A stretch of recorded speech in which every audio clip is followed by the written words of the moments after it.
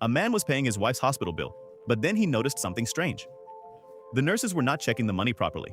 They just looked at the stamp on the receipt and considered it valid. He even heard a nurse saying that they only needed to see the stamp. When he saw his wife's large bill, he became very sad because he didn't have enough money.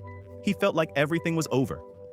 Then a dangerous idea came to his mind. He thought if only the stamp matters, then he could make the stamp himself. It was very risky, but he had no other option. He took all his remaining savings and went to a stamp-making shop. He asked the shopkeeper to copy the hospital stamp, but the shopkeeper refused. Disappointed, he returned home. But when he saw his wife in pain, he decided he would make the stamp himself. He bought the necessary tools and started trying at home. He took an old receipt and carefully looked at the real stamp on it. Then he began carving it on wood. He had no experience doing this kind of work, but he kept trying every day.